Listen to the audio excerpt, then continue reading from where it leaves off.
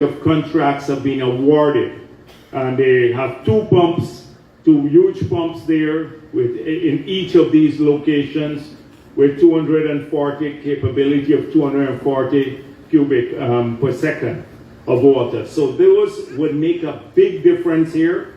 At Beeline, we are now working to build a bigger bridge across the road and open up the sluices there. So put in two new major sluice doors there.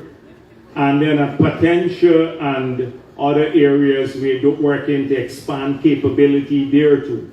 Because I think this, what's the area, the YR area, that when we had consultations with the farmers here, they said that that area needs drainage too. So that the work we're doing in those areas. This is crucial for us. This is the question, once these projects get implemented and combined, this will be in excess of $5 billion of infrastructural work right here in this end to improve drainage. And already we have awarded about $1.3 billion of that. That would help in a major way to solve the flooding issues we have in these areas. Now, you know why we have to do this. Not only, even historically, we didn't have enough of a capability here in the Canal area, in this part of the region. I've come here many times and seen the woes of the farmers. But now more so because of climate change. When you look at what happens now, the intensity of rainfall, in a single night we can get more rainfall than we used to historically get in the whole month. Like in the month of January, if you look historically, it's about 7 inches of rainfall on average for the entire month.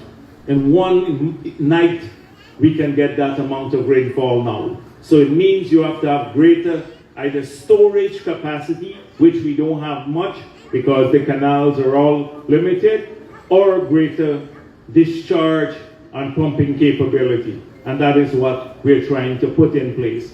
So agriculture is vital, it's crucial, but you can't have agriculture and develop agriculture unless you put in proper infrastructure, especially the question of drainage and irrigation. And that's something that we've been working on since we got into office. So I'm gonna get my coffee there. I didn't drink coffee this morning as yet. So it is, before I finish, I'd let Zulfi and Lionel speak a bit more about agriculture, and we can come back to that theme, what we're doing to support agriculture, and a bit more on the infrastructure project. Secondly, this whole issue of what have we been doing in the last 18 months since we've been in office. Many people say, oh, we have not seen you or the government enough, but I think this was the most seen government anywhere in the world in a pandemic. Because even if we didn't have a pandemic, but I don't see any government anywhere in the world in the middle of a pandemic where people put their lives at risk.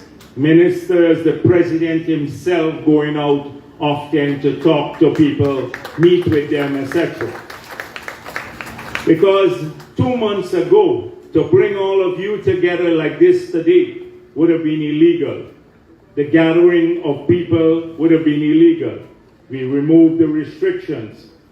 And now we can meet and talk about what has happened, how hard it has been to take this country, to keep our people safe in the last 18 months or so, and at the same time fulfill the promises we made before the elections and return to the long-term planning, which is vital for the development of the country.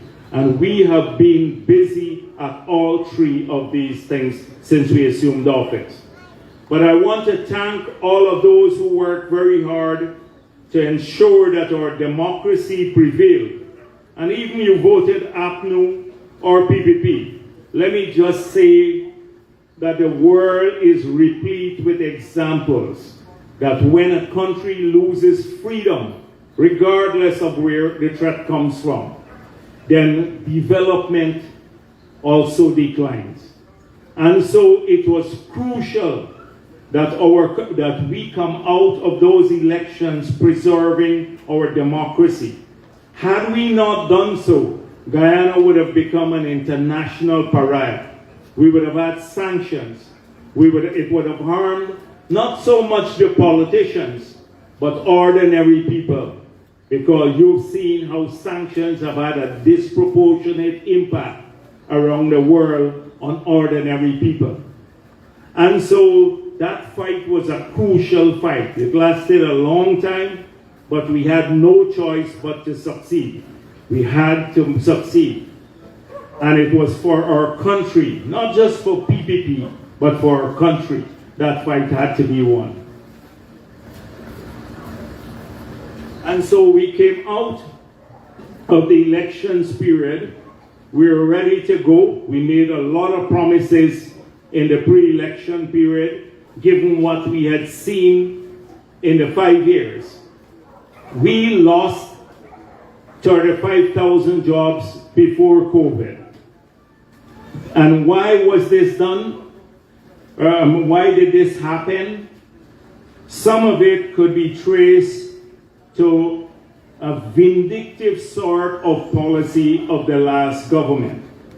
I recall when they would make a decision to shut down many estates in the sugar industry. We pointed out that the cost of closure would have been greater than the transitional subsidy that we are giving to the estates. And it will preserve employment for people. They can send their families, their children to school and have food to eat. President Ali, at that time, was our economic spokesperson in Parliament. They had a half-a-day perfunctory consultation at the Ministry of Agriculture. When he went there, we said, you should do a social impact study and a diversification study to look at the industry.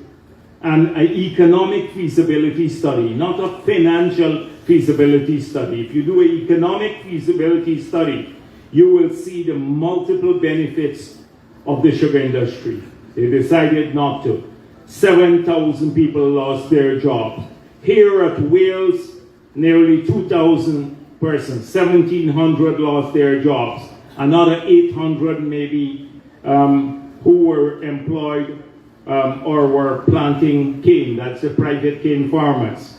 About over 2,500 persons lost their livelihoods. And when you multiply that by the numbers of people in their families, then you see the impact it had on these communities. That could have been avoided. That could have been avoided. Now, the factory there, we said we'll try to reopen many of the sugar estates. We can't do that here because there's no factory to reopen. It was sold off as scrap metal. It's gone. But we'll come to that in a moment. So 35,000 jobs, I said we lost. How did we lose other jobs? I told you about the 7,000. The policies of the government led to that. When they put a tax on machinery and equipment.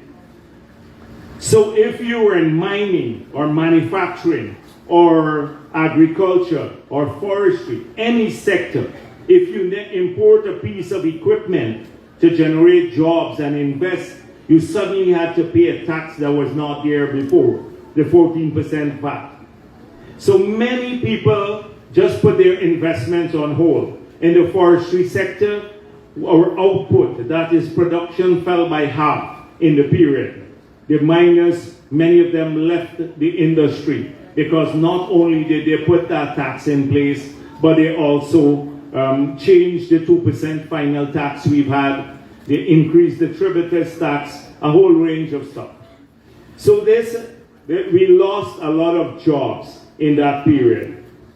And then when COVID hit and the country was shut down, we lost another 40,000 jobs. So we came in with a promise of doing 50,000 jobs in the 5 years. We now need to probably double that amount. And you've seen, not only because of our approach to managing the economy, even in the period with COVID, that many people who lost their jobs after the shutdown, because when we got into office, there was a total shutdown. If you read online the order that was published by the government, if they catch you with COVID, they can lock you away and they can burn your property down. That was the order that was put in place. We had to change that. We said we're going to manage COVID in a way that builds capability. We have moved from 40 tests per day when we got into office. That was being done. Now we can do 5,000 tests per day.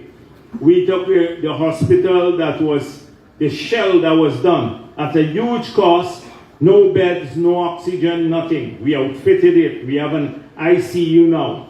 We scoured the world when no country could have gotten, the developing world could not get vaccines because the developed world will not sell to Africa or the Caribbean or Asia countries there, they're poor countries.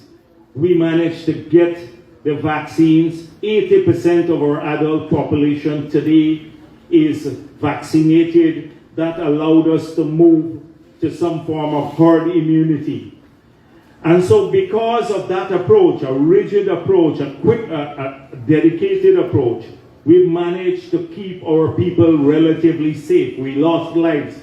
But compared to the countries that were shut down totally, we have a significantly lower death rate. In fact, the United States of America has, on a per capita basis, has more than twice the amount of death in that period than Guyana has.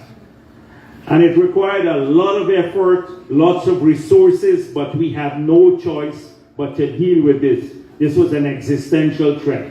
And people must not underestimate what that was. This is a once in a lifetime threat. Several generations are born and died and they never had to face a global pandemic.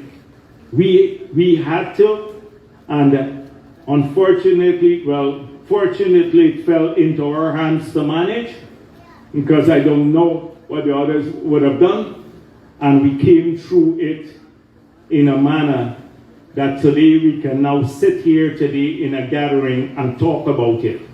But we kept the economy open too. The first meeting we had of the cabinet, we decided to reopen the airport, reopen back our business places. So all those who had lost jobs started working back, and we have recovered.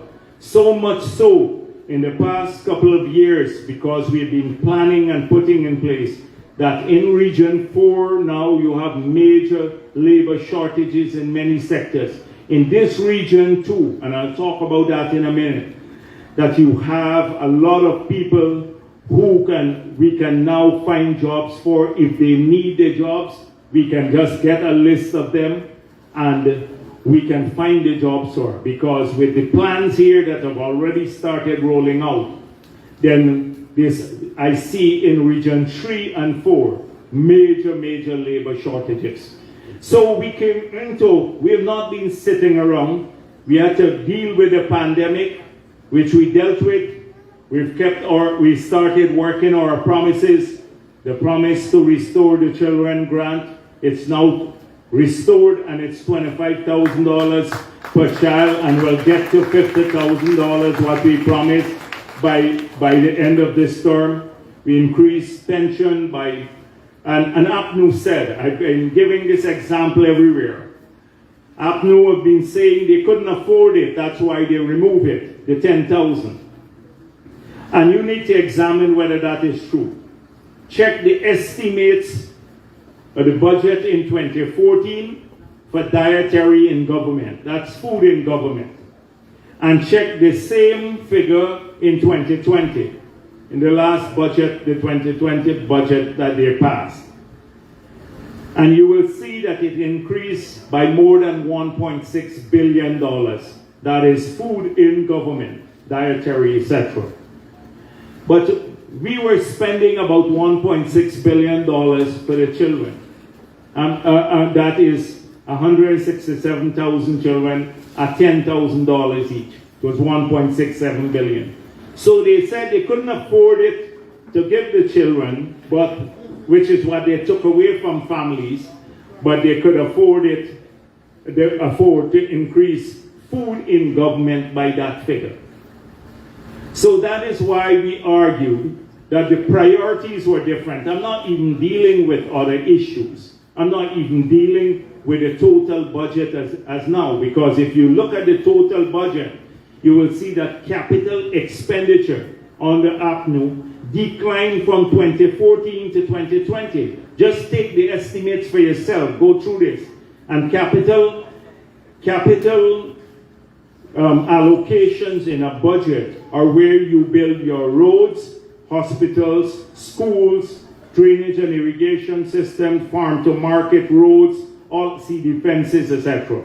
So in 5 years, every year we spent less than we were spending in 2014. The budget declined, but the recurrent budget, the current budget grew by 77%.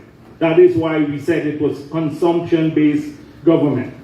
So that is why you see so many demand for infrastructure now. We go to Berbice and almost none of the roads are done because it couldn't be done. Very little allocation in any of the budgets for roads, etc., community roads. So now with the heavy rainfall and everything, these have started deteriorating. We come in now, there is a deluge of demand. Everyone wants it now, the community roads. And so we have a massive program to fix this up, but it's stretching our capability, stretching the capability. So coming back to the thing, so the children, we're keeping our promise there. We've been busy doing that. From the first budget we started.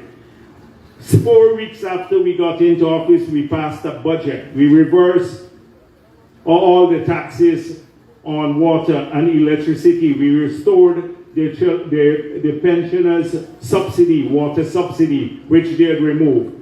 We restored now the joint services bonus, which they had removed. We removed the taxes on hinterland travel. We started, so these were the things that we worked on. I don't want to today go through the long list, but we have now fulfilled about 90% of the things that we promised in the pre-election period in 18 months. We have fulfilled them. We've gone far beyond what we promised. We promised 50,000 house lots in the first year and a half. We've allocated over 10,000 already. That's more than APNU did, twice as much. In fact, APNU did in 5 years, but we promised 50,000. In the budget, we have money to do about 30,000 plots. In this region, we're going even beyond that. We now, which was not promised in the budget, we are now starting to build houses through various schemes for people. You know, at lower income, the moderate income level, young professionals level, the uptake is huge. And so we can advance and de-risk a lot of these activities. We just launched a new program where we can even go now, the government can come if you have a plot of land and help you build on your plot of land, and then you get the mortgage from the bank. So you don't have to, because if you go to the bank on your own, you don't have any money to start. They will not allow you to start your home. A couple of weeks ago, we started that. So that was never a promise we made in our manifesto, but now we're working beyond the promises, and it's only less than 2 years we've been in office. So these are things. We've now mapped out a plan to take treated water to almost the whole coastal area 120 something million US dollars. We've started implementing it. It's about 13 new water treatment plants and inline treatment, water treatment and inline treatment plants. That started to roll out. We came into office, we started to look at infrastructure, to look at the biggest congestions that we've had. So you know the 4-lane road that we built from the stadium into the city. That is not adequate. That was not adequate congestion on the East Bank. We had left when we were in office an alignment to come down to the East Bank. The first thing we did from our own budget, we assigned a contract. We completed a highway in record time that makes a huge difference to people on the East Bank now, between Eccles going into Georgetown, and now we've just awarded a contract to take that to Diamond. So by next year, from Diamond into Georgetown, you'll have a new 4-lane alignment ready. We've awarded a contract for 106 million US dollars from Ogle now to come back to about Eccles area. So you have 12 lanes going into the city. We've just not only conceptualized, but did the feasibility study. We raised the financing, and we've now awarded contract. The bridge is $261 million. That would be a showpiece, a 4-lane high-rise bridge that will come across the Demerara into this region. So people don't have to worry about this harbor bridge anymore. That contract was awarded. We've just gone out to tender for the part from Crane, a 4-lane road from Crane, that will come all the way to connect back the road so you can bypass the traffic in the Vreden Hoop area. And before, maybe by the end of July, I think we're going to open the bids for that. So maybe in 2 years' time, that would be completed there, right there. And that would be about $12 billion, that project alone. So a lot of these things, the plans were not there when we come into office. We knew what we had to do. And we've been working quietly, getting our promises fulfilled, dealing with the daily issues of addressing the pandemic, but putting in place the master plan, implementing the master plan. These are just some of the things. We also, on the job creation side, we said, how are we going to enhance jobs across the country? So this region, we couldn't reopen Wales. As I told you, the factory was gone. When we decided to bring the gas pipeline here to Wales, they said that the PPP is taking the pipeline to a place where it will support us. I didn't know that the power that will be generated at Wales will be used from Crabwood Creek all the way to Parika and right into Linden. But this is that we're taking the power plant to our supporters. Well, we don't bother too much because they don't understand the dynamics of our communities. Our people are integrated. The PPP works for Guyana. Every time it has been in office, it works for all of our people. But then they just look at things narrowly. We have a plan for every region, and I'll talk to you about Linden too. Because when we are there, if you follow the social media, you'll see the negatives. First, they told the people in Linden, when we went up there and met with them, that, they'll just promise you the jobs and they will never come back. They make all these promises. That was when we came back. Then when we decided to go and implement the program, they said to the people, we don't want temporary jobs, but they were not temporary. These are part-time jobs. We want full-time jobs. Now, when they were in office, in a place that supported APNU almost totally, they didn't even create a single job. In fact, they took away jobs from the community because we built a call center there when we were in office. And they shut it down. 88 persons lost their jobs. So to come now and talk about jobs in Linden is just totally, not just ridiculous, but callous. They're trying to polarize people. And then, so on the housing, we allocated 400 lots in Amelia's ward, and then we were going to spend about 400 million to upgrade the infrastructure to go to those plots. They went and tried to instigate a protest to block it. They didn't do anything. The president went there and we promised 1,000 homes that would be built in an area like Millie Hideout.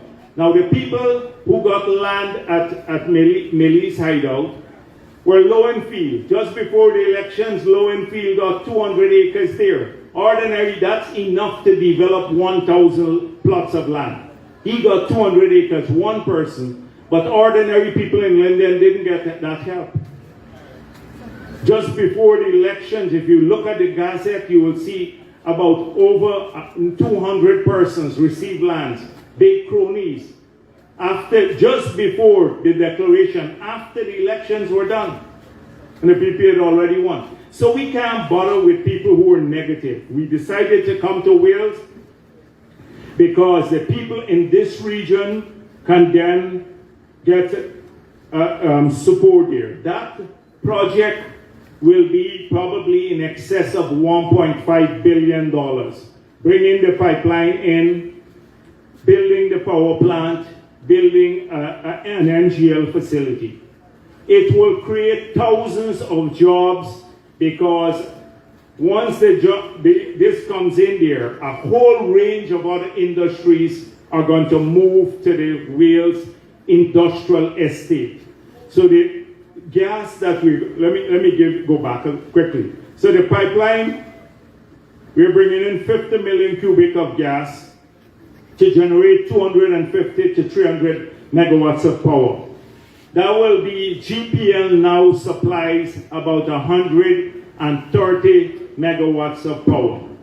130. That power plant, that's for the whole, everywhere.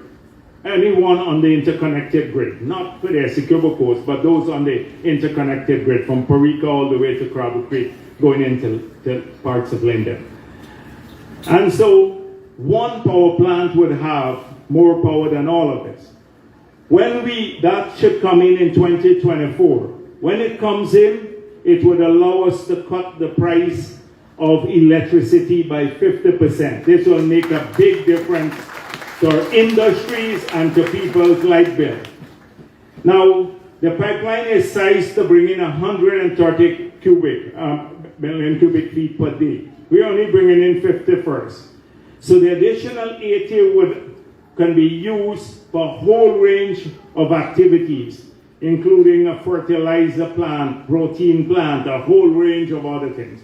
In the first 50 million cubic, once we dry the gas, the liquid would be cooking gas. We'd have to stop importing cooking gas because we'd start exporting cooking gas. So that means the prices can come down significantly and more people can convert. So that is, in the last 18 months, we've worked to a point where we've pre-qualified, and just yesterday, we cleared the request for proposals to the 9 pre-qualified bidders to start. So within 2 months or so, we start receiving bids to implement that project. The timeline is aggressive, 2024 for the power plant. The NGL facility may slip into 2025. But this will transform those sectors: power generation, price of power, and also the stability of power. We're using a combined cycle engine that would bring greater stability so you don't have fluctuation in the grids, and we're upgrading the grid. The major transformative impact. But this entire Wales would be developed into an industrial estate. So not just the power plant and the NGL facility, but all the plants would generate the thousands of jobs. This area would be booming in that sense, and the prices and everything. We then made it clear we wanted business to shift on this side of the river. So when people started saying, oh, you can't cut down a couple of mangroves, But Georgetown side, from Marriott all the way, the mangroves are gone, the development. But when it comes over this side, like what they say, cat bite your dog, or goat, right? You know who? There is a comrade of ours who is very famous for that saying. I'm not mentioning his name. On this side of the river, suddenly they have all these concerns. Well, the mangroves will be replaced, and they would have, like on the Georgetown side, wharves running all the way. This side of the river shall become like the other side of the river. It will be, the land prices are high over there. This project will make a big difference. We've already started building the infrastructure to take the equipment in. They'll dredge the river coming in so that you would have deeper draft, the vessels can come in. And then Exxon has just awarded a contract to a consortium that at the mouth of the river, they build a massive terminal there that will generate maybe thousands of jobs there, because a lot of cargo will go there, and we can then start servicing the oil and gas industry from Guyana, so not from Trinidad or from the United States, that we service it right here. And most of this infrastructure growth is taking place on this side of the river. That will generate large amounts of jobs. So once that happens, the hotels are already looking to come across this side of the river. We have 7 new hotels that were started or are about to start on the other side. We need about 3,000 people to work in those hotels. We're planning to train them there. So this region is slated for a lot, not just the infrastructure and roads. We're outside of the crane to the bridge bypass. We are now finalizing the alignment to take a road to Parika. So we'll open up a new road to Parika. That may not happen immediately. We just took out this part from crane here because this would help immediately with traffic flow. But maybe in the next 3-4 years' time, that will be awarded. And we'll see a lot of new lands opening up. That road with its connector back to the main road will cost over $300 million based on the feasibility studies that we've had done so far. So this region is going to open up. At Lenora, we're preparing plots of land to do 1,500 houses there, and another maybe 500-600, and those are already in the works. And as I said before, anyone who has a piece of land now and wants to get a house built on their land, prepare to take a mortgage, but don't have the means to start, you can now apply to this program that we've just launched. So there are major developments here. We're going to upgrade the West MR Hospital in a huge way. We're building in the Tushin, Lilot, NDC area, massive NDC at that end, a new hospital, 65,000 square feet, 3 operating theaters, CT scan level, everything just here in this region to upgrade the infrastructure, and that will start before the end of this year. So as you see, I said we are doing several things. In the 18 months, we didn't just sit down. We were working on keeping our people safe, fulfilling our elections promises, and planning this future, and starting to implement it. That is what we've been doing aggressively. So people need to understand that perspective, because too often you have a lot of populist views that drive opinions in this country. I go around the country and I hear even PPP supporters say, when we get the free money from oil and gas, they're like, because they listen to TikTok Lal, Glenn Lal from Kaichur or something like that, saying we're so rich we should stop working now. We have enough money, we should stop working. The US is one of the richest countries in the world. They didn't stop working. People work 3 jobs there. But we here in Guyana, we haven't even started receiving much money as yet. We must stop working. People, it sounds good You listen to the opposition, they said when they were out of government, when they were in government, they couldn't afford to keep the water subsidy to the pensioners. They couldn't keep it. Couldn't pay the $10,000 to the children. But they now want us to give each person $5,000 from the oil and gas money every year. So if we have 800,000 persons and we give each $5,000, that works out to $4 billion a year. Guess how much we've collected in the last 2 years? $350 million a year. So they want us to share out 12 times more than what we collected. Nearly 12 times more than what we collected. It sounds good, right? So people think it's a lot of money. That bridge alone, that bridge alone is $261 million. If we get $350 million a year, that bridge alone is going to take up almost a full year's allocation so far. Now we're going to get more money in the future, but we can't eat it all up. We have to plan for the future. Many countries that ate out their money when they got it, they're now in serious trouble. Venezuela used to produce 3 million barrels of oil per day. Now it doesn't have food. Just look around the world. Trinidad and Tobago now has a major period of recession. Big problems there because they didn't have the foresight to plan a non-oil and gas economy because the oil and gas is very cyclical and it's a wasting resource, and particularly now in the era of climate change, you will have major problems because the world is moving away from fossil fuels. So we have to factor all of these things together and in the equation, the planning equation. So before the elections, we made it clear.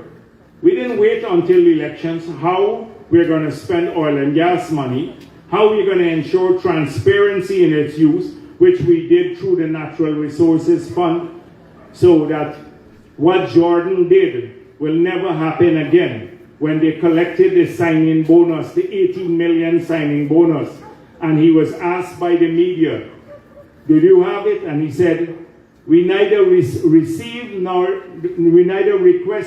nor did we receive a signing bonus. And they had it already in an account, not in the consolidated fund, because the laws, the financial laws, state clearly it's illegal to hold any revenue outside of the consolidated fund or a deposit fund, which has to be notified to the parliament, or a fund created for a special purpose.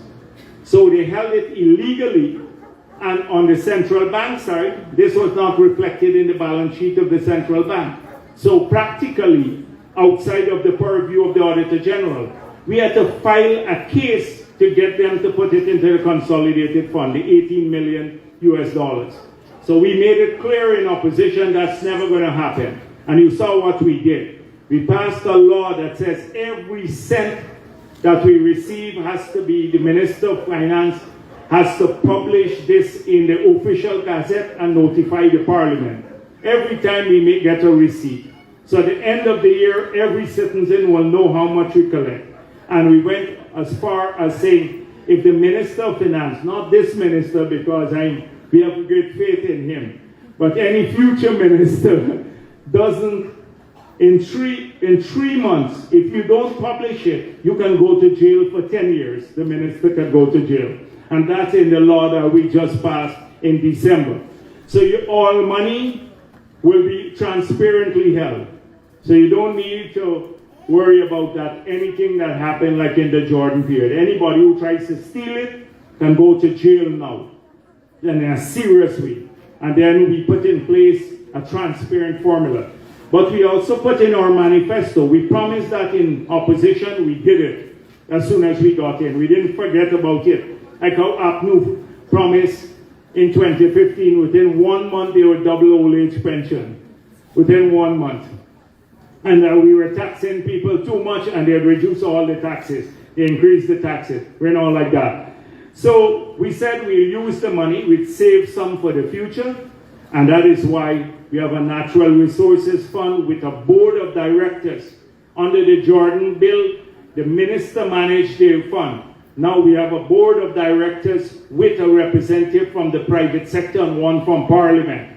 So you can have an oversight over the management of the fund. That was in the law that we passed in December last year too. We then said we will spend some on our children, elderly, single parents, for small business, etc., because we want growth, targeted interventions. Thirdly, we said we want to spend some of these resources on health care, because we believe if we have a healthy, educated population, they will do well in terms of building capability. So that is why, since we got into office, we've now planned 6 new hospitals. I mentioned one here. One would be at Anna Regina. One would replace the Skeldon Hospital in the Bath Settlement area. The Fort Wellington area would have another one right across Diamond and different places. 6 along the coast. A maternal and children hospital that will cost us $175 million US. But will any difficult case we have with our children or women, when the regional hospitals can't handle it, they will get the best care. This would be a specialized hospital for women and children. They can then go there and get the best care anywhere in the world. And that would start this year. It would be a central one in the Ogle area, a massive hospital, 256 bed. We're planning now, I told you, West Demerara to upgrade Bartica, Linden, Port Morant, New Amsterdam. We're planning 4 major telemedicine facilities in regions 1, 7, 8, and 9. So a lot of investment in health. Secondly, on education. We promised to make UG free within the 5 years. We'll do so within the 5 years. We promised 20,000 scholarships. We have given out already 6,000. And now another 5,000 or so, 11,000 in just the 2 years we've been in office. And we said now, if it goes to 50,000 scholarships, anyone who wants to study, and I hope you will utilize this, all of you in this region, use the opportunities, then the government will pay for the scholarship for you, online scholarships. So that's where we said we want to spend some of the resources. Education, health, on our children, elderly, on special groups, and then on infrastructure for the future, so that when we have world-class infrastructure, we can then go develop world-class agriculture. You've seen our massive program on food security, Guyana taking back the lead. We've seen our president leading from the front in this, the Minister of Agriculture here, doing new crops, soy, corn. Within 5 years, we'll replace all of our imports of soy and corn. We're now even thinking about growing wheat because of what happened with the cost of living. You know, after COVID was, in fact, until now, many countries like China, they're shut down because in parts of China because of COVID. So a lot of the factories that were producing, that we import, they stopped producing. So if you want a heavy piece of equipment now, a tractor or a bulldozer or anything of that sort,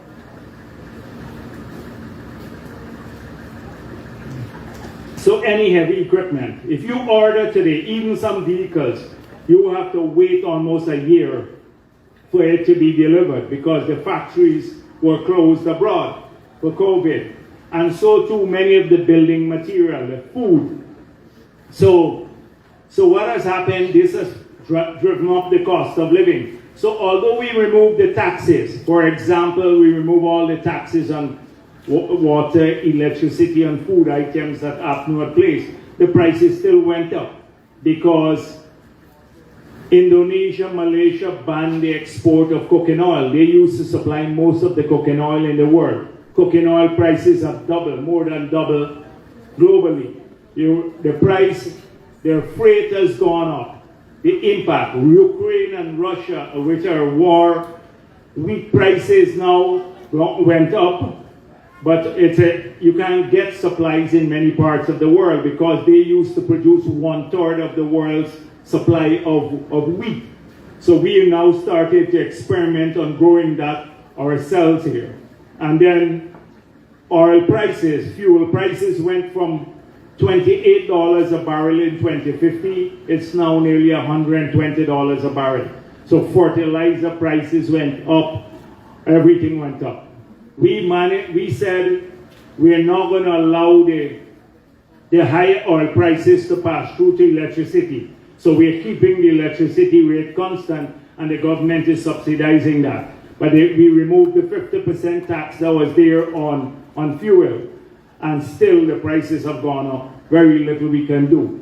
So agriculture, coming back to my main point, is a new area, new frontier for development, so we can have a diversified economy. That is why you have to invest in infrastructure. So we have really defined what we want to spend on the oil and gas sector. It's not a lot of money we've collected so far. You know, $350 million per year into the 2 years, and we didn't spend much. This is the first budget. The first transfer was made about a month ago to the budget, from the Natural Resources Fund to the budget. So we have to, don't fall into this populist view that we have that we got a lot of money. We will get there. If we work hard, our people will become wealthy beyond imagination. The government will support that. Our people will grow. Our people will grow. But you have to work towards this. It doesn't happen overnight. So I just wanted to talk about that. I'm going on a bit long already. And so I want to say to you, this year's budget have been seeing the highest allocations to community roads. We've allocated $2 billion in this region. We probably have to increase that based on the demand. We went to some communities that have no roads, so we'll have to increase that through supplementary provisions later this year. We're addressing all of these issues. And I know you would want to raise some of these matters with us, so I'd end here, talk along, because I'm looking forward to hearing from you. But I just want to say to you, this has been an active government. We've been busy in the 18 months we've been in office, mapping the future and implementing the future of this country. Thank you very much.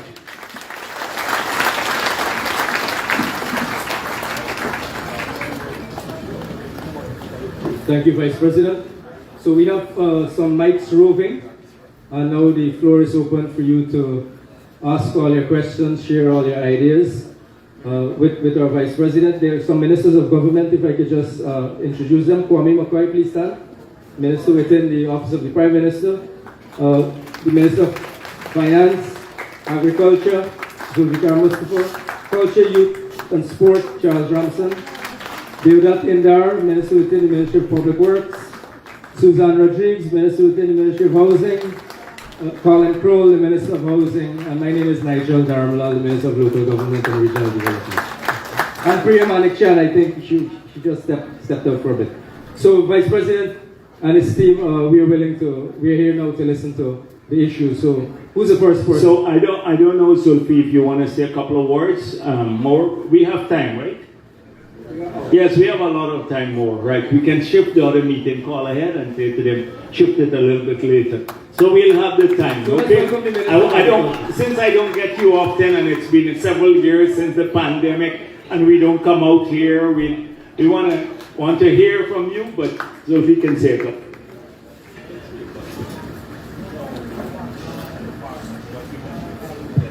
Thank you very much. And I think the Vice President would have given us a comprehensive discourse just now about the agriculture sector too. But besides what he said, we must appreciate what is taking place in our country today. And when we get back into government in 2020, what we discover that the expenditure in the agriculture sector of the APNU AFC when we left government in 2015 went down. The entire agriculture sector was starved of funds. and they have given up on agriculture in our country. The Vice President said now we are taking back the lead in agriculture. We have lost our position. We have lost our position in CARICOM. That was a disgrace to us because since the formation of CARICOM, we normally lead in agriculture. You all remember the Jagdeo initiative that was adopted by the CARICOM. Now, Guyana is once again in the spotlight. And we are not only talking about island gas, we are talking about all the sectors. And when you look at the agriculture sector in this here West Bank, besides the $1.3 billion that the Vice President talked about with the 2 pump stations and the other drainage structure, we'll be expending money in other parts of the West Bank. For example, Bryceland. We'll be doing 3 structures there to control flooding and get proper irrigation for the farmers and the residents there at a cost of $65 million. We'll be doing a new structure at Namrik so that we can have water inflow at Namrik. We are doing a massive D&I work in the good intent area. Those are infrastructural work that he spoke about, besides what he talked about the Hoop Canal. But coming back here, this is a very, very important agriculture area for us. And we will continue to support the farmers because we recognize that the importance of food security. And as the country, we are producing more, more of the food that we are consuming. And we want to embark on new crops, as the Vice President rightly said. So what we have now, the crops that we have now, we will consolidate and expand on it. The permanent crops, because right now we are having discussion with our colleagues our counterpart in the Caribbean community for us to export all the fresh fruits and vegetables from Guyana, rather than them taking it from Central America. Paul Chung was with us when we had that meeting in Barbados. Barbados now wants us to supply all the fresh fruits and vegetables there. Even Trinidad and Tobago, who had issue with our produce earlier. We had the Prime Minister who was in Guyana. He's sending back a team next week to Guyana to look at our development that we are doing in our country. And they are also prepared. So the opportunities is great. We will continue to work with you, especially the permanent crops that are being grown in the Canal area. Those are crops that are needed in the Caribbean. Plantains, soursop, the citrus crops. Those are things that in the APNU AFC time, those things were not shipped out of Guyana. We have had no interest in the agriculture sector. So we will consolidate. In the other crop sector, as I said, that we will continue the investment. But in the new crops, what we want to do, as the Vice President said, we are a government now, don't only sit and wait for things to happen. We cause things to happen. And that is why we have embarked on the new crops. Last year, we would have cultivated 125 acres of corn and soya. Over the years, we have been importing 30 million US dollar in corn and soya. We want to be self-sufficient in another 3 years. This year, we will increase that to 3,000 acres. And in another 3 years, hopefully, we can take that to 25,000 acres so that we can be self-sufficient here in Guyana.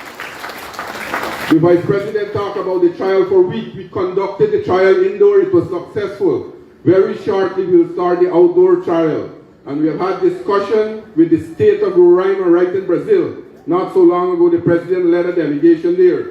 And we will be starting the trial in open field by the end of July, 5,000 acres at the Santa Fe farm in Region 9. So that we can have wheat grown right here in Guyana. And we are very optimistic that we will be successful and grow our own wheat and be self-sufficient right here in Guyana.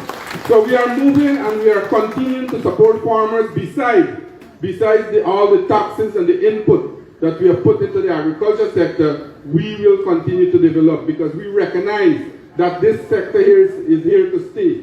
We recognize that today, around the world, you are having money, but with the crisis, you are not having food to buy. That is why as a government, we recognize the importance. We will continue to support you, the farmers.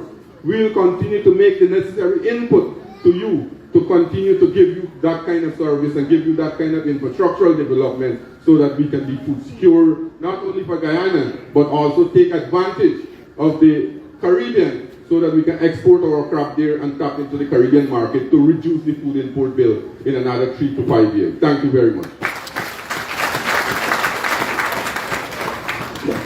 Thank you.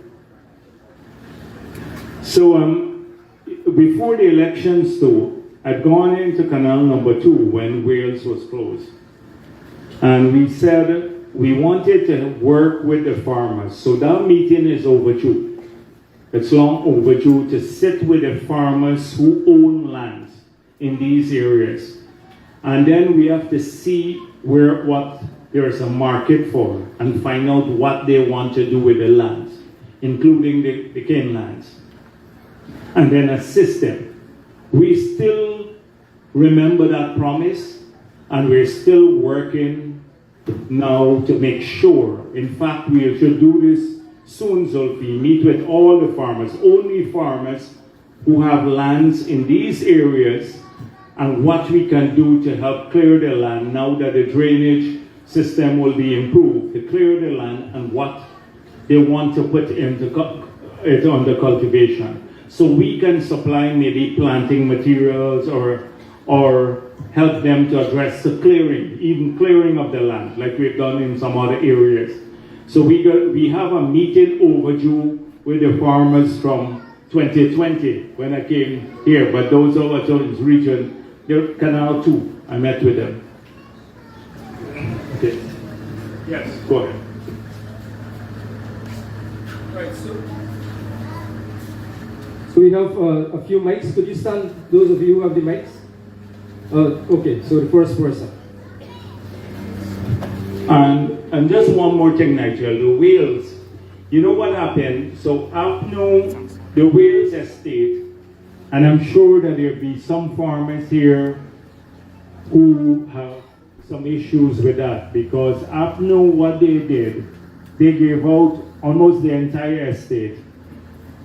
Some of it to very large holders for like a coconut project and all sorts of things. And then they gave smaller plots to some people in the area. Now clearly, a lot of these things from our view were illegally done, not authorized to be done. But I committed that I wanted to meet with all the small people, because we don't want small people to be disadvantaged. So those who had small allocations, we will meet with them to see how we can accommodate them, maybe give them freehold in a smaller plot, but freehold, not lease. And also they got a piece that they own now, not leased. And I'm thinking about a solution. So we'll be meeting with them, all of the small people, to see how we can assist them, because we don't want them to be treated the same way like those big ones who were given out the large amounts of land in the area. Okay, so we'll be meeting with that group too sometime in the near future.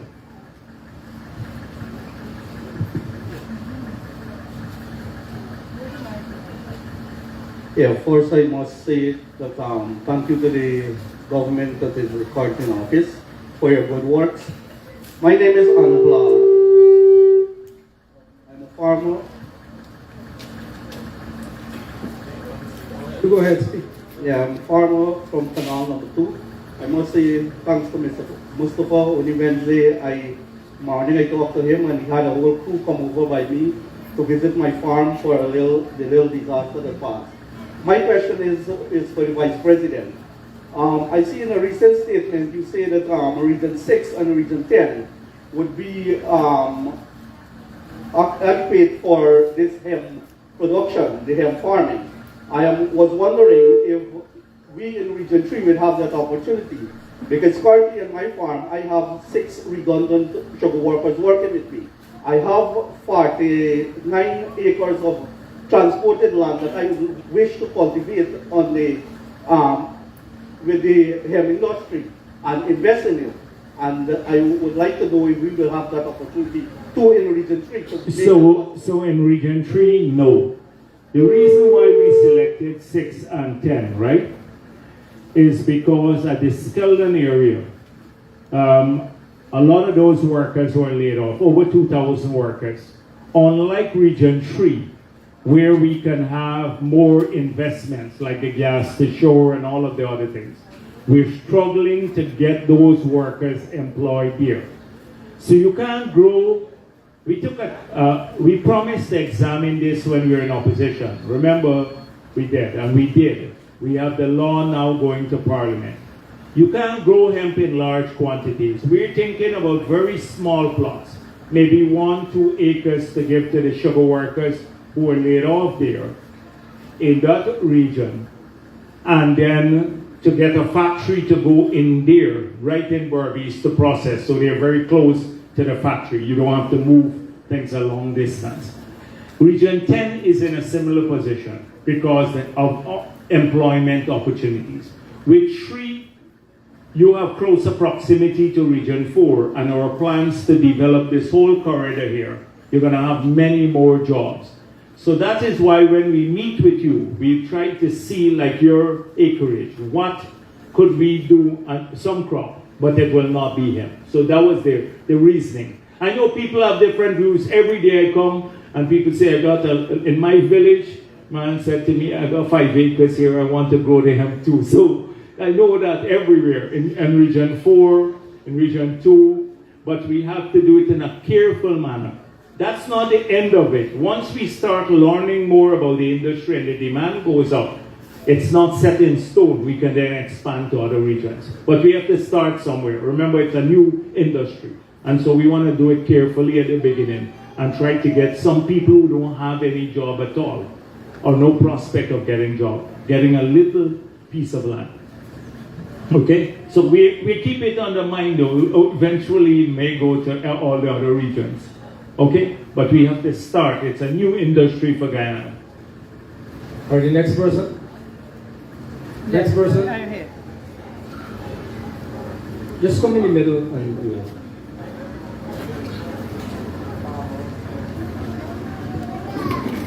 There's also a mic at the back too if you want. Hello, good afternoon, everyone. My name is Mr. Jagdeo, and known as Birma. I am a successful entrepreneur living in number 1 Canal and an employee of 65 people on a daily basis. Mr. Vice President, I like you. You're just a simple man, and I hope that you can help me with your ministry. It is the first time I see so much people there. And I can tell you what, I want to be more entrepreneur and make some more money. Mr. Vice President, I am the chairman of the Way Out There of the Jagdeo Society. And there was so much a problem with this society. I went in there and spent $1.2 million for this. At the end of the day, in 2015, we had got 15,900 tons of sugar. And now the government come and then you tell me to take risks. We take risks. If the government involved me as a businessman, we take risks. Where we can go, we can't go say that about it, we let it go on with it. Now when we come down there, the sugar set closed down, and we all farmers fall into problems. We take road to borrow from the brothers and sisters. Now Mr. Mana is not there, he tried to take the cane to White Yesterday. But Jagdeo Society was consistent, and they were no trailer there, and we don't have money to do it. So he had asked some farmers in number 1 and number 2 to help to carry the cane at White. Some say yes, some say trailer will fall out, some say they never come. So the society has come to a close. Yes, Mr. President. So we are all into the same boat. Mr. Vice President, when you left office, I was so sorry. But now the previous government come, and the least for that, Mr. Mustafa, I went to him. It was to grow sugarcane. And now, forget the thing to grow agriculture, Mr. President. We got to change the nation to agriculture. We have applied for them with Mr. Hanuman there. They take our statement, we apply to Mr. Ranger with a letter, he acknowledged the society concern, put me to Mr. Holder. When he is asleep, he never wake up. So the thing is that you can't see this man, you got to fax this man. And we fax and we get not until you come now into our life back. And Mr. Vice President, I want you to listen very carefully. We society has become very poor. And I wish if the government can put some money in the budget to help all the society across this country. Mr. Vice President, we have go ahead, and while we are waiting the approval to transfer this land from sugarcane, into agriculture lease, this land become abandoned. So we the committee and the farmers decided that, look, we have to do something with this land.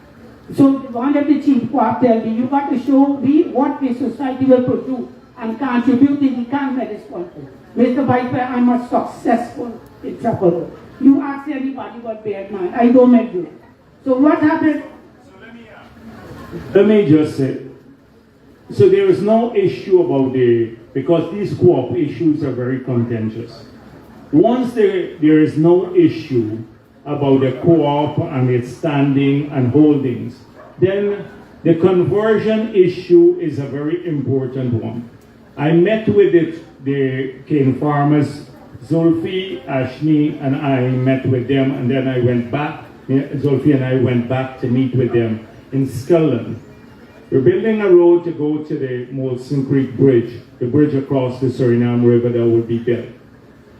So there are 12,000 acres that they utilize, maybe even more. We found out about 15,000 acres to grow cane for their Scotland factory. But many of the leases also had that restriction.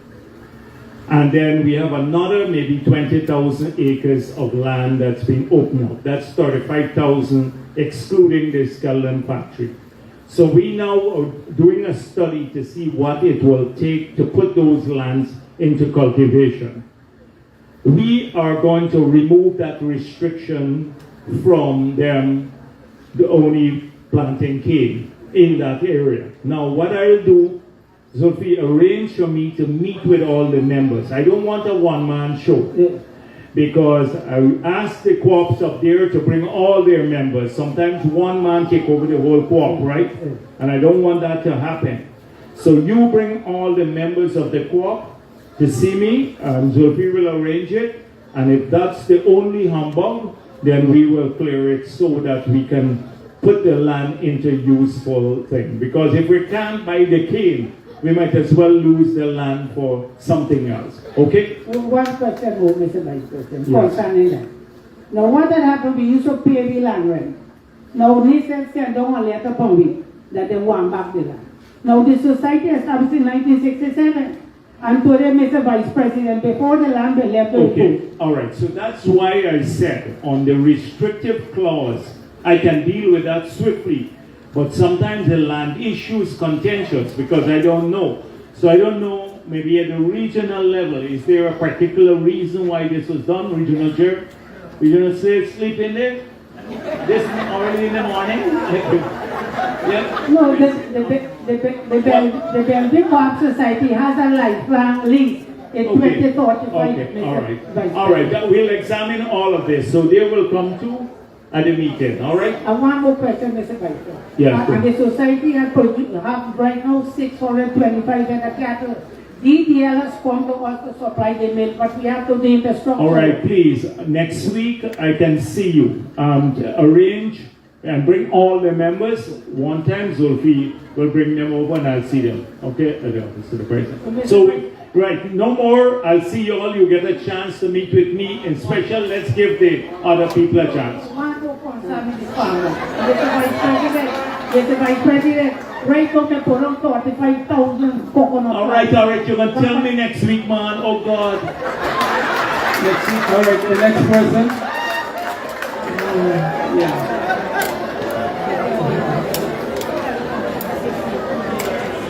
Special good morning to all the ministers and the vice president that took the time to come out here. I really appreciate the fact that they're all here today. I have quite a few issues, and it has not much to do with agriculture, but the fact that the scheme that I come from is in a mess, the whole scheme. I wrote to one of the ministers who was able to assist me to do 15 roads in the scheme.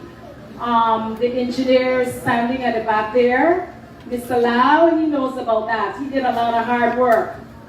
And I need some more help. So I am begging every minister who knows perfect scheme, dairy scheme. So I need help with the roads. roads in Parfait. I need help with the bush because we're cultivating what you call hold me back. All right. And we have issues with lots of snakes going in people's houses and so because you have snakes and alligators because of the bush and the drainage. Right now I noticed that one of our comrades, she's assisting in cleaning the drains. I don't know what contract she has to do that. Okay.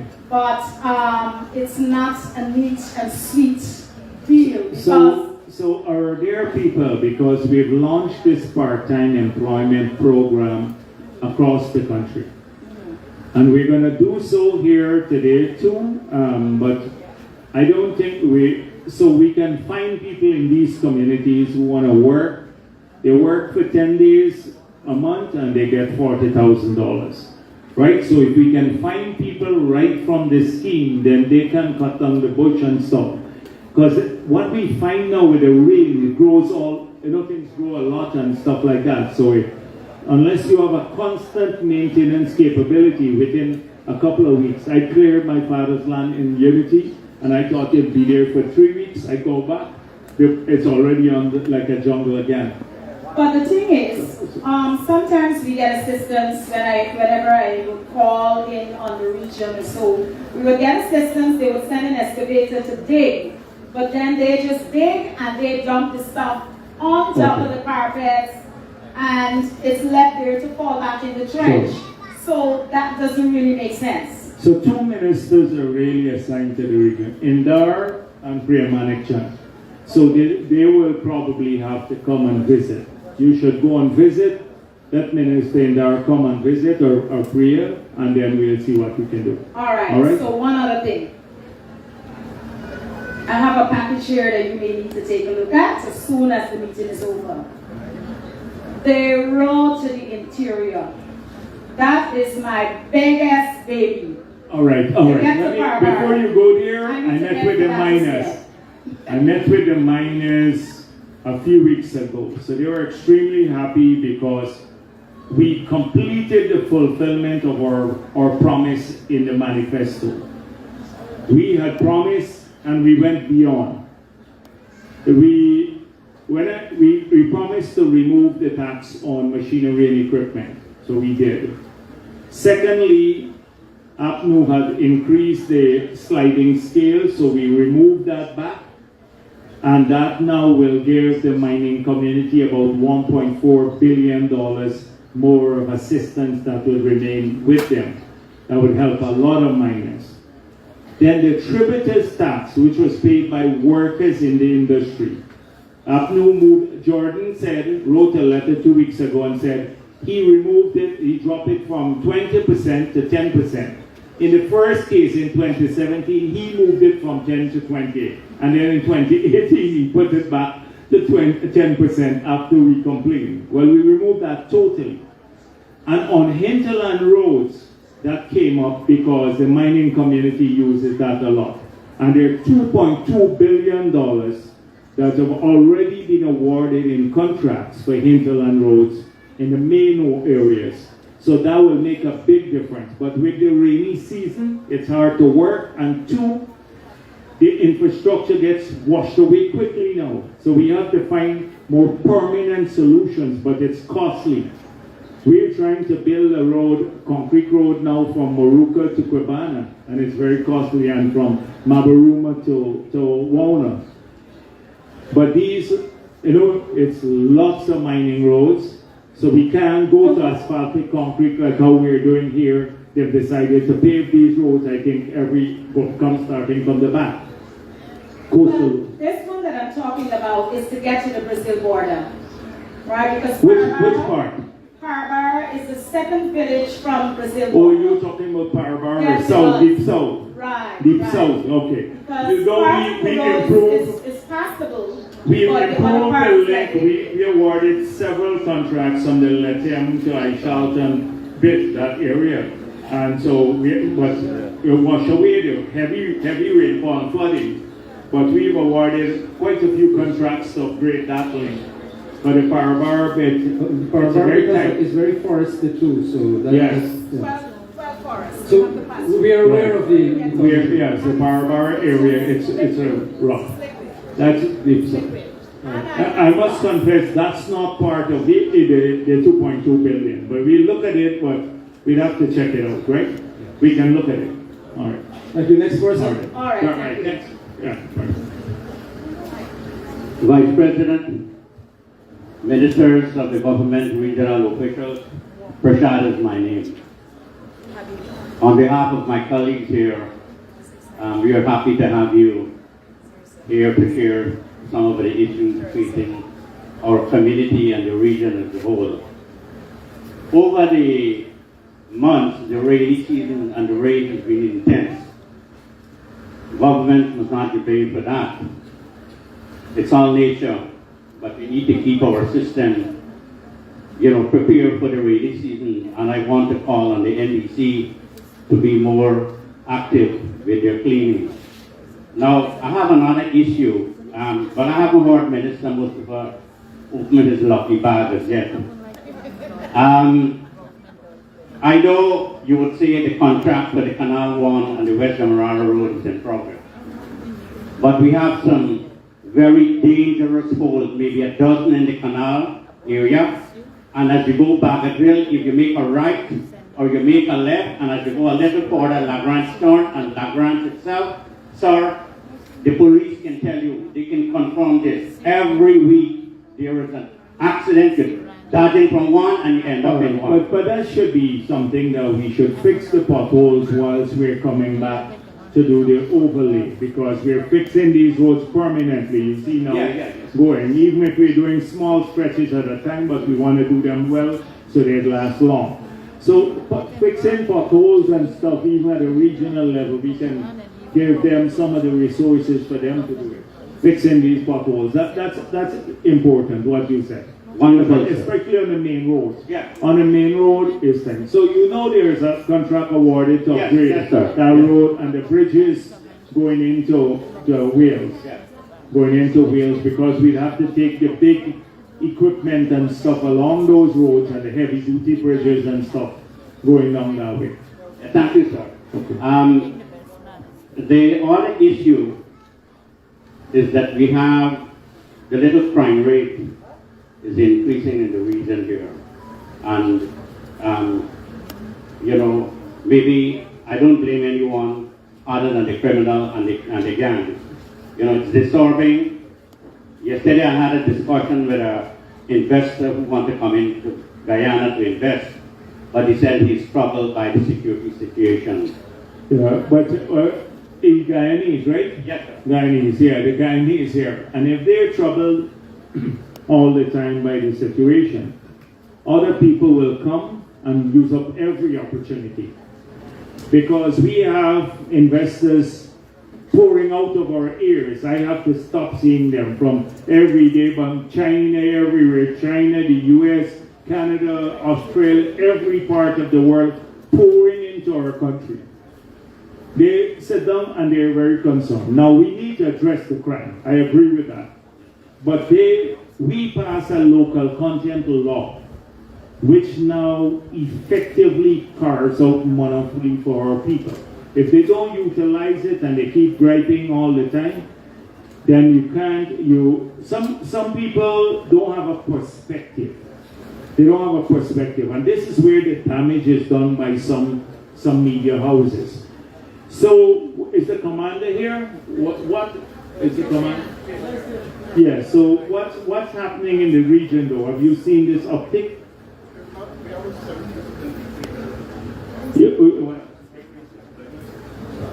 Vice President, all members of the table, good afternoon all. Currently we have a negative 17% decrease in all categories of serious crime within Region 3. However, we continue to put security measures in place to address issues as they arise, sir. The thing is that we have to tackle this. So what we're working on now, we have to upgrade our policing capabilities across the country. But for the future, the kind of country we're building, we have to be supported now by greater forensic, investigative, other capabilities we're putting in place. And we want to use modern technology. So we're working now to put an ID card system. We'll probably get the biometrics of every Guyanese. Now this is outside of the ID card to vote and stuff, which you will get from GCOM. We don't want to interfere with that scrutinized process. But once we get that, it's called a Safe Country project. There are going to be over 1,000 cameras mounted across the country with predictive software. So even when you feed all of this information, they got facial recognition. If you have crime and everything, they can recognize the person, immediately link it back to a database. They can then predict if they see certain patterns where crime will take place. It's happening around the world. It sounds like fantasy. So that is what we are working on. We've been having discussions with 2 major groups to roll out a program like that, which will upgrade our capability. We have to take this to a new era. And then border security becomes an issue. It's not, remember Felix saying 40-something thousand Haitians came to Guyana. And they left the country because they went to Brazil. They were not staying here. They were trafficked through Guyana. And he said he didn't know where they were. How come you are the minister and you don't know where the people are? They're not here. They just passed through Guyana and people collected money from them. Recently they were trying this. The same players were trying this with some Bangladeshis, and we had to stop them now trafficking people through the country. So we need to do much, much more on this in this area. But I agree with you, we should look at it. Thank you, sir. And say to this guy, you know, we walk around freely every day. You walk here. He believes some of our people, our own people abroad, when they live abroad, they think when they come off the plane, we must roll out a red carpet. The foreigners and things, and you know, there's a time when they used to bring 2 apples to us because apple was banned here in Guyana and stuff like that. Ice apple, they used to call it, and a little thing, and then we pay homage to them because they're from foreign. That's not so anymore. That's not so anymore. Our people travel back and forth, they go to the US and come back routinely. So some of them believe we should pamper them. The foreigners are coming and making use of everything. One last question for Minister Charles, an old colleague of mine from the Office of the President. Sir, the schools in Canal number 1, the compound, in particular, McGilvery School, is in a deplorable condition. If you put a as Priyamanachan, you might want the school compound you're talking about. I come into the school. Since Charles and you work at OP together, you get in Charles. I come into his part now, sir. Okay. There can be no sports because you have no ground. Maintenance poor, you know, and you don't have any ground in the area? Yes, sir. No cricket ground or nothing? Or football? Well, one farmer on the left of the McGill, on the east of the McGill ground gave up his place. But I heard, sir, I don't know how true it is, that the place is now sold. I can't confirm on that, but Mr. Asgar can verify what I'm saying, that if you put a 5-year-old to walk in the compound, last week we had Labaria. The ground is infested with Labaria, right? It went on viral, the Facebook and all. Yeah, all right. So the thing is that, as I said before, the grass grows up quickly and stuff like that. You live in the community too. It's your children that go to the school. Why y'all can't cut the grass once in a while? Just cut the grass down. Don't do anything more. Cut the grass a little bit. It's the children from the area. We can't, every day we're trying to fix a big thing. We can't send Charles out with a brush cutter every day, right? No, I know that. Right, Charles got to fix the grounds, but he can't come with a brush cutter. I know some areas we even give them a piece of equipment, and then when they say they will cut the ground, we go back the ground, not getting cut. So we got to upgrade all the grounds. We got to make sure our children have a safe place to play. But people also have to, if you have kids, you have a PTA. It wouldn't take much to cut the ground or so. I'll keep it maintained to keep out the labaria. All right, sir. Thank you. Okay. Next person. Mr. Vice President, Put the mic closer to you. my name is John. Hold it up a bit so we can hear. I live in Canada 42 years. I don't need you as carpet. But the thing is this, I come in Canal just a mile from here. I open a sports party. Yeah. And in 3 months, I open October 30th. In 3 months, I get robbed, beat up a gun, and this is Canal #1, one road in, one road out. What is my protection here? I am suffering from traumatizing because it hit me so many times in my head with the gun. And when they put a gun at your head, only have to pull that trigger. Did they find the person who did it? 2 persons my wife recognized. The CID playing games. I went to the deputy commander in Jagdeo, Eleanor. I make a report to him. He called Griffith at Balville. I go there, they question me like when I do the robbery. All right. So I answer now. your wife recognized 2 of them? Yeah, and they hold one and they release him. And when I go back, they said that guy is a good guy. He's a good guy. Okay. Did the police release him or the court? The police release him. He wasn't in charge. He didn't charge. No, he didn't charge. All right. Well, then make sure I get your name and number. I'm going to arrange a meeting with the commissioner of police. Okay? All right. Okay. Look at the back. Look at the back, right at the back, the team is there. Raise your hands at the back so they know where they can give the name and number. Yeah. Steve, Dwayne. Right. They didn't let him go to the back with Vice President. Right, yes. Next person. Right down at the back, you have a team sitting at the table there. Give them your name and number, right? Who's and the all the persons who spoke. This young Who's the lady. next person? I am. Okay. Good afternoon, Mr. Vice President, and everybody sitting here today. My name is Omika Alfonso Ramsami. I'm a little emotional because I am having sleepless nights over this situation. I'm a mother of 9. I have 7 daughters and 2 sons. I'm not from here, I'm from Region 8. Unfortunately, I did not get to attend the miners' meeting because I did not know, and when I did get to know about it, it was too late. However, me and my children, we were out here because I want a better education for them. I am renting a property, $70,000 a month. Mr. Vice President, my spouse, Arnold Chisholm, has been paying for some mining claims in Region 8, Canal area with the Piru Mountains since 1999, 24 of them.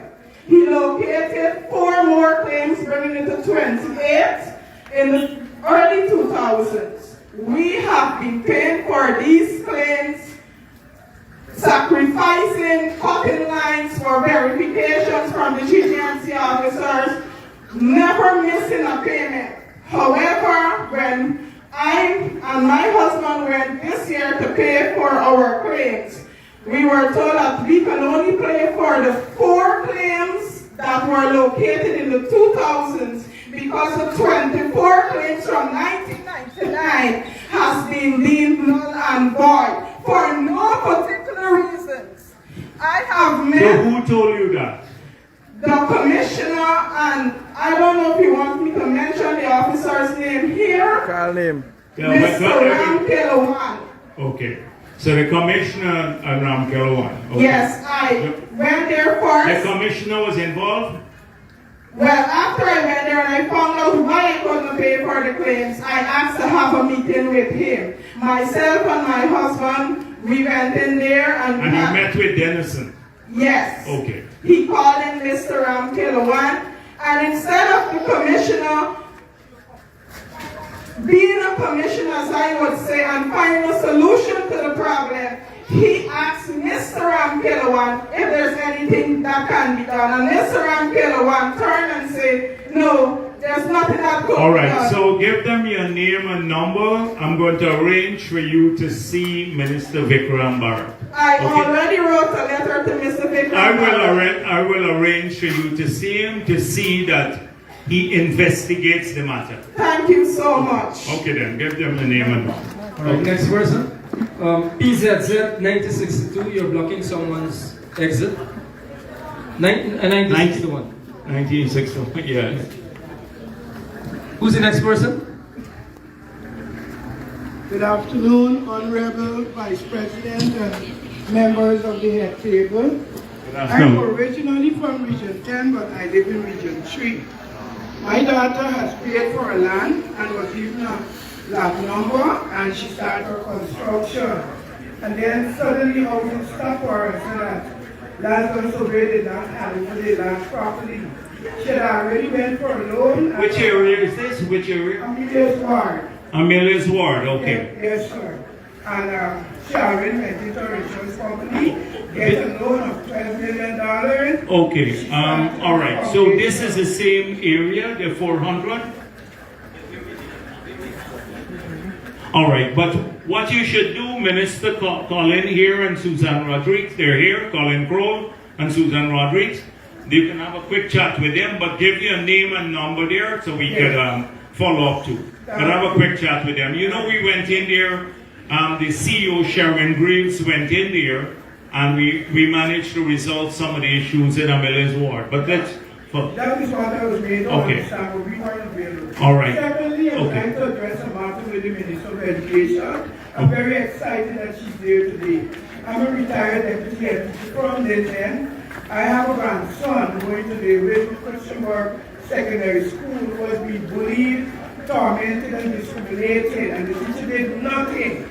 And when he retaliated to her, after the whole class went up in laughter and so on, she said he must apologize.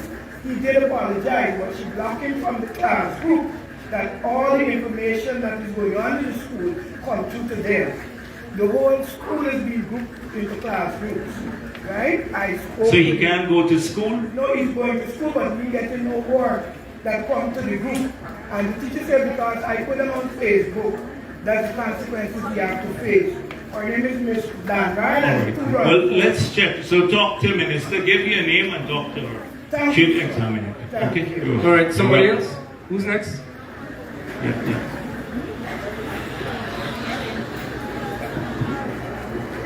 Good afternoon, Mr. Vice President. Right, good afternoon. And all the members, honorable members at the table.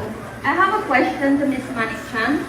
And my question is, given the bizarre reports of illicit drug uses in schools, what is your ministry approach to help curb this issue? Oh, my name is Chriselle. Great, Chriselle. So thank you very much for the question. We have collaborations with Canal. The thing is, we have to be very, very aware of what our children are doing. From the Ministry of Education, we're making teachers aware of how to recognize certain signals, but we're also asking parents and grandparents and the community at home to learn about what your children are doing, who they're aligning with, what is in their book bag, where they are, who they're talking to. Together, this is not an education thing alone. Together, we have to be able to manage our children and know what's happening. They are children. They will be curious about things that come in their sphere, but we have to, you cannot leave it up to the schools alone. We're trying very hard to make sure we know what's happening in the classroom at every hour, but your children are traversing from home to the classroom. They're playing outside, they're on play fields. And so together, as churches, temples, mosques, the classroom, the teacher, the parents, grandparents, brothers and sisters, community members, together we have to learn what our children are doing, get involved in their lives, be their guardians and parents, and I think we could begin to curb some of that. But that's what we're doing. All right, thank you. So maybe, I don't know if there is anything, because if we want the parents to be involved here, maybe we should do some programs on TV. Get some of the specialists where people can recognize signs of usage.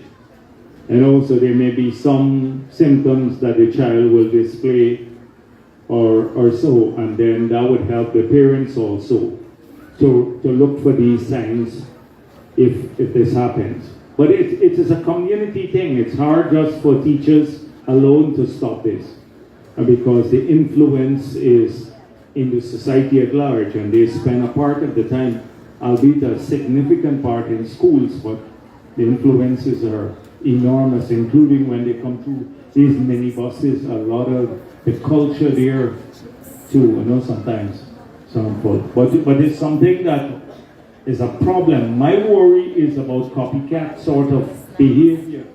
We've seen what's happening in the US and other places where people go into schools and shoot up others and stuff, and it's a copycat thing. Every week they have this sort of thing. We're worried about that sort of thing. We're very worried about it. So I would urge parents to also pay attention to the kids and maybe check around now. Now this privacy thing, you can't even go in the kids' book bag. They get a little objection over to that,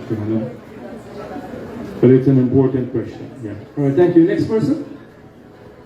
Good afternoon, Mr. Vice President, ministers, members of the head table, attendees. Good afternoon. My name is Renee Rodriguez. I have one major concern this afternoon. 1 year ago, I was amongst a couple of the persons who were unfortunate enough to not have their contracts renewed. I am here today because I have since been able to move past that, and I have started my own business. I want to say without fear of conviction that I make the best bread, pastries, and jams. And I have since been able to start my own bakery, but I need assistance to have it grow. I cannot do it alone. So I'm here to see if I can get that sort of assistance. I know that the government is responsible for shelters, the palms, and you guys probably provide food or so, breakfast for those areas. So I'm asking for the assistance to get my products into shops, supermarkets, and probably have the government purchase from me. I can make samples available. I'm very confident that my products are the best. So we will get up. We want people to do exactly this. This is why in Essequibo, we gave some grants there. When I was in Berbice, we started giving grants to small business.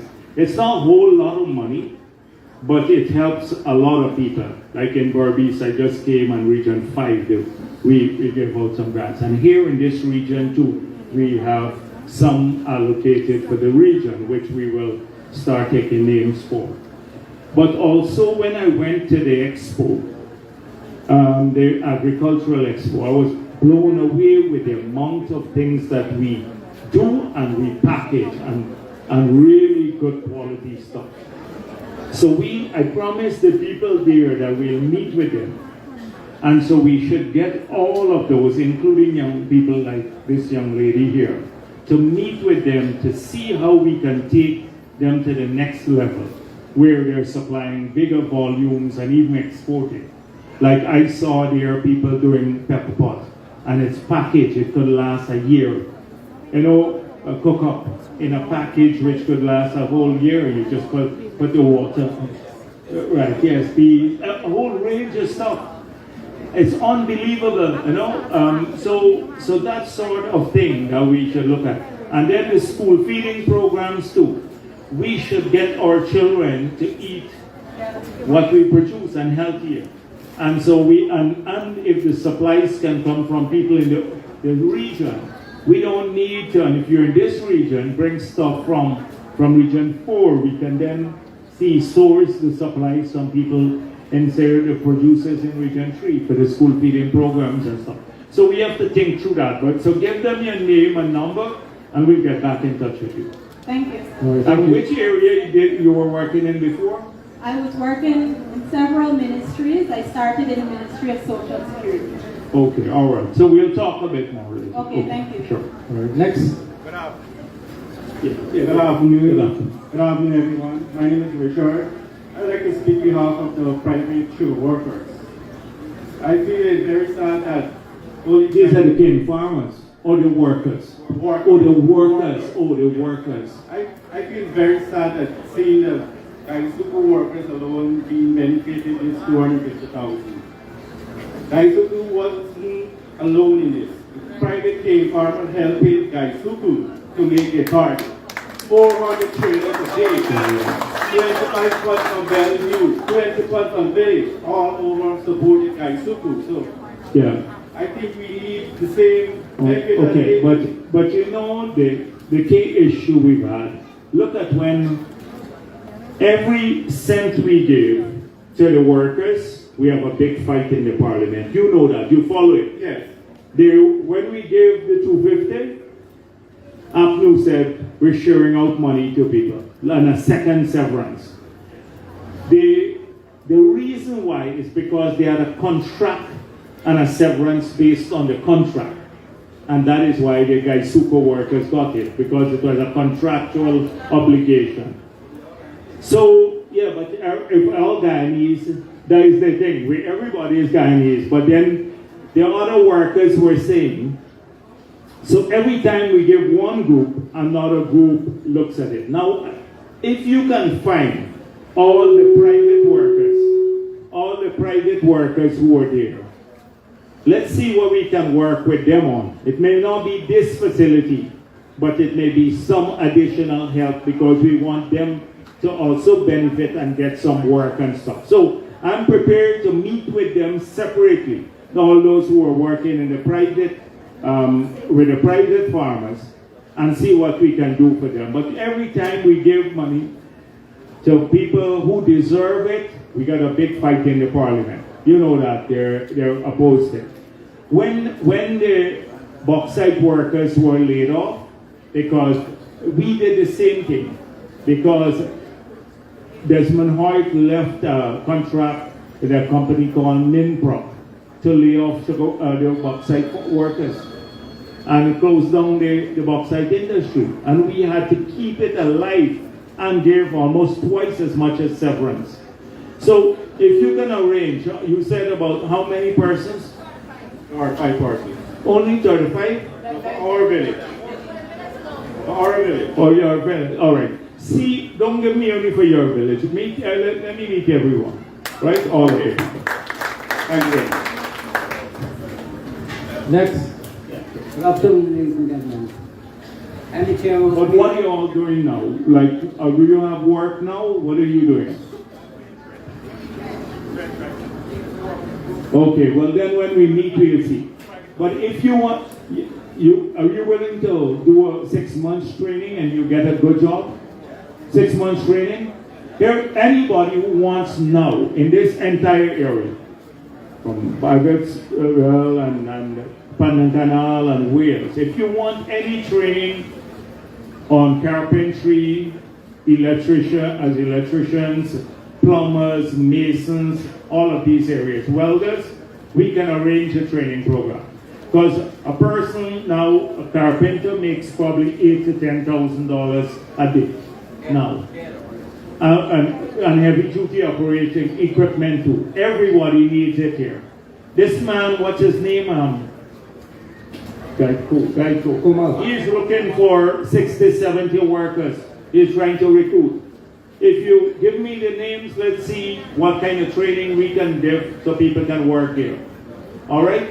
So when I meet with you all. But as many people who need that training, get back to us through Nigel or anyone else and the region, and we'll get the training to you. Okay? Huh? Ladies, we don't differentiate women, men, etc. I've seen some of the best welders are women. And with the pipeline, we need a lot of good certified welders. We're trying to shift a lot of the business out of Trinidad. A good welder, certified welder, could get upwards of $2,000 a month. All right, so let's look at it. Sir, I'm the chairman of the Superior Friendly Farmer Society. I got two issues, fertilizer and farm to market route. Sir, I think I heard that you are giving a report that are free. Now, I'm meeting with the farmers about that now. At Crane. So I'm going there to meet the farmers to set up a committee to see that the money we allocate to the region is properly spent and the people who should get it, gets it. Because we've had a bad experience when we shared out COVID grant, people tried to rip us off. We can't know, and then the PP gets the blame. Every time we give out money, flood relief, people who don't lose, they collect some of the money, and people who have lost crops, they don't get sometimes. So we get a lot of problems like that. So with the fertilizer, we want to make sure that it's properly monitored. So I'm going there. Sir, I spoke to many farmers and they said, yeah, we want nothing free. We will pay for the fertilizer because we're doing cash crops and fruits and vegetables and we're using a lot of. No, but the cash crop farmers will get some fertilizer too. Because okay? we are sure of that. All right, so I'm dealing with that when I go to the next meeting. One more is, yeah, sure. In 2010, I joined a group named Guyana Agriculture Producers Association. 1 minute. Zulfi, please go. Let the Minister of Agriculture go. It's already 1:08. The meeting was so 1 o'clock. So go to the meeting with the farmers. Yeah, right? Yes, sir. Yeah, maybe Priya, you can go to. Yeah. And I'd say. Yes, sir. In 2010, I joined Guyana Agriculture Producers Association. And they promised that they will give semi-all right? Never got it. You can start the meeting as soon as you go, Zulfi, and talk, right? Okay. In 2018, I wrote to India concerning all-weather farm. Which area is this? Canal number 2. Pile farmer. What is going on here? The wire area. Yes, That's sir. the wire? So the area, the length is 800 rod. If you could please give me half of it, you know, example, because it was out very bad. All right, let's examine it. Make sure you name a number there. Now let me say this, because not everybody would be able to get up and speak, but we want to be able to address every concern that you have here today. So if there are 100 persons who want us to follow up on something, any issue, please give your name and number at the back. Give your name and number. You will get a call from the office. They will ask you what is the issue, and then they will try to solve it. So put down your name and number, okay. All of you. Name and number okay. First, then you can raise. Right? Because I can't remember if you raise 50 issues here, I can't remember all of them. And also, the name and number is crucial, and then you have all the staff at the back here. Okay. So let's go this way. Yes. Yeah, bye. Yeah. Go. Hi, good evening. My name is Ryan Lee. I have a farm at the back. The same still waiting for the gentleman was talking about. And number 2 canal. We've been promised to get this road since I'm young, since before in the last government. Okay, so when is this? Where is this? At the back of the Western Canal number 2. All right, please give me a name so I can send a team to go and check it out, right? One thing, the Farmers Association that we created request a private meeting with you or the minister, just as... All right, so what we'll do, make sure that you request that there. Yes. Say when they call you to, they're going to call you later. And you request it, and so we will arrange it. Appreciate it. All right. Good afternoon, Mr. Vice. My name is Kevin John. I'm one of the youngest pine farmers in the Canal. Pine farmer? Yes, sir. I am not a large-scale pine farmer. How many acres you do? I cultivate at this moment 15 acres. 15? I have 91 acres. And that's small? That's a big thing, man. Big farm. The Canal people is small. Yeah, okay. Yeah. I have 91 acres available, right? My problem is that I appreciate you guys telling us to produce, right? But the main thing is, no, not market is yet.